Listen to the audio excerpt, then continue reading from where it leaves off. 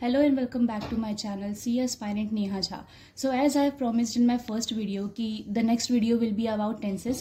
So here I am with my chart prepared जो कि मैंने खुद बनाया है, तो जिसमें starting to end everything will be there. तो इस वीडियो को पूरा एंड तक देखना ताकि आपको सब कुछ डिटेल में समझ में आए। और एक बार अगर आपको टेंसेस आ गए ना, तो उसके बाद आप सेंटेंसेस खुद फॉर्म करना स्टार्ट कर देंगे कि कोई भी सेंटेंस बनता कैसे है। क्योंकि अगर आपको यही पता चल जाएगा कि हेल्पिंग वर्ब और मेन वर्ब होता क्या है, किस में क्या लगता है, तो आपको सब कुछ समझ आ जाएगा। तो without any delay let's just start. Okay, so यहाँ पर मैंने ये शॉर्ट फॉर्म में लिख दिया है पहले ही कि HV मतलब क्या कि हेल्पिंग वर्ब, और MV मतलब कि मेन वर्ब, जो कि मैं इस पूरे वीडियो में यूज करूंगी। ओके, तो अब मुझे हेल्पिंग वर्ब या मेन वर्ब बोलना पड़ेगा, तो HV and MV I will be writing and using.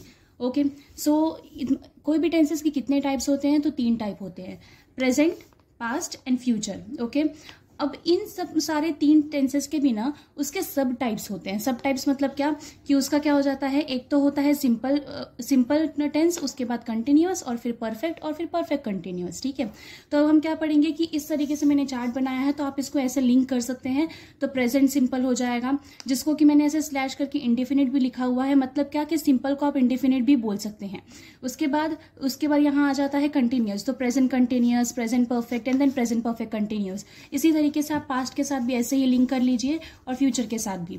अब हम स्टार्ट करते हैं। तो सिंपल प्रेजेंट टेंस में क्या हो जाता है कि पूरे 12 टेंसेस है ना, तो 12 टेंसेस में ऐसे 2 ही टेंसेस होते हैं जो कि स्पेशल केसेस होते हैं। मतलब क्या कि उनमें हम लोगों को देखना पड़ता है कि whether the sentence is negative या पॉजिटिव। ठीक है, तो उसमें से पहला ऐसा स्पेशल वाला टेंस कौन सा होता है, तो सिंपल प्रेजेंट टेंस।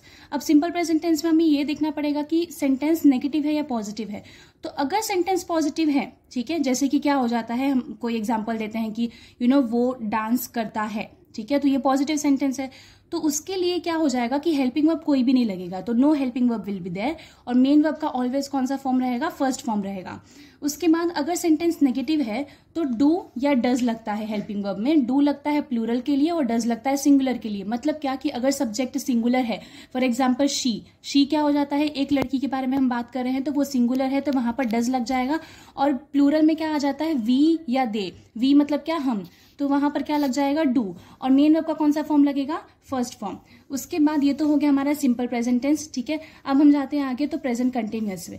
तो प्रेजेंट कंटिन्यूअस अब बाकी सारा इजी है। ठीक है, तो इसमें क्या हो जाता है, प्रेजेंट कंटिन्यूअस में हेल्पिंग वर्ब क्या लग जाता है, इज, एम, आर। तो या तो इज लगेगा, जो कि कब लगेगा, जब सब्जेक्ट हमारा सिंगुलर है, जैसे कि शी और ही, उसके लिए इज लगता है। उसके बाद एम कब लगता है, तो आई के लिए लगता है। उसके बाद आर किसके लिए लगता है, तो जब सब्जेक्ट हमारा प्लूरल होगा तो आर लग जाएगा हेल्पिंग वर्ब। अब मेन वर्ब का कौन सा फॉर्म, तो आईएनजी वाला फॉर्म होता है, फर्स्ट फॉर्म प्लस आईएनजी। कौन सा आईएनजी वाला फॉर्म, जैसे कि गोइंग, स्लीपिंग, ओके, ईटिंग, ये सारे वर्ब्स लग जाते हैं।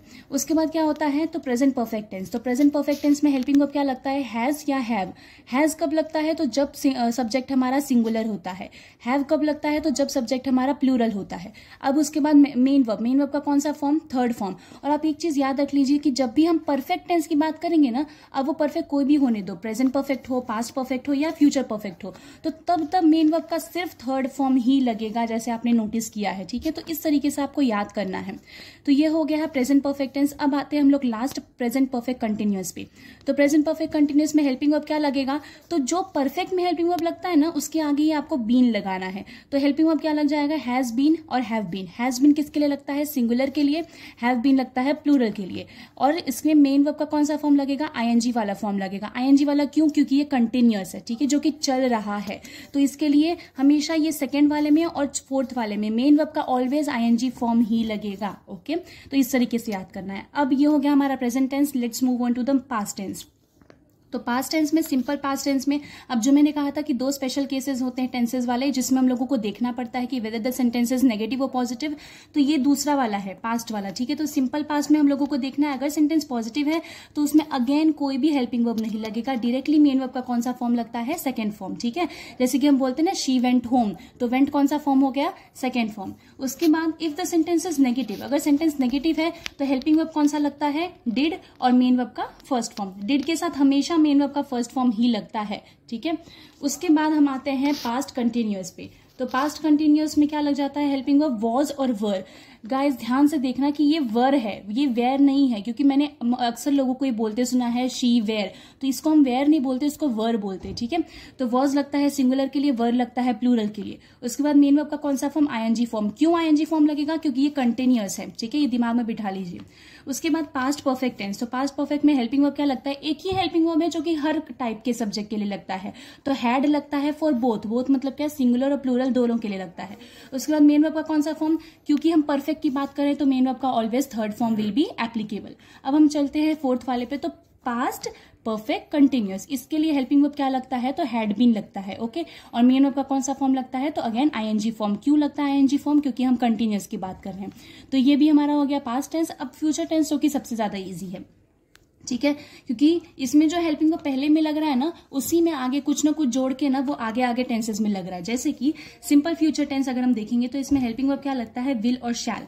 तो जिसमें हम लोगों को ऐसे याद कर लेना है कि शैल किसके लिए लगता है, तो आई और वी के लिए लगता है, आई शैल, वी शैल। उसके बाद जितने भी सब्जेक्ट बच गए, जैसे कि ही, शी, इट या फिर दे या फिर नेम्स, तो इन सब के लिए क्या लग जाता है, विल। अब नेम्स का क्या मतलब होता है कि अगर किसी का नाम आ गया, जैसे राम, श्याम, ठीक है, तो उसके लिए क्या लग जाएगा, विल लग जाएगा, और मेन वर्ब का ऑलवेज फर्स्ट फॉर्म लग जाएगा। उसके बाद फ्यूचर कंटिन्यूअस में आते हैं, तो जिसका हेल्पिंग वर्ब क्या लग जाएगा, विल बी और शैल बी, ठीक है। जैसे कि यहाँ विल था तो आगे बी लगा दोगे तो उसमें क्या लग जाएगा कि ये फ्यूचर कंटिन्यूअस बन जाता है। तो विल भी लगता है इन सारे सब्जेक्ट के लिए और शैल भी लगता है आई और वी के लिए। ये सेम है सबके लिए, ठीक है, कि किस लिए एप्लीकेबल है। मेन वर्ब का कौन सा form, ING form, again sleeping, going वाला, क्योंकि ये कंटिन्यूअस है।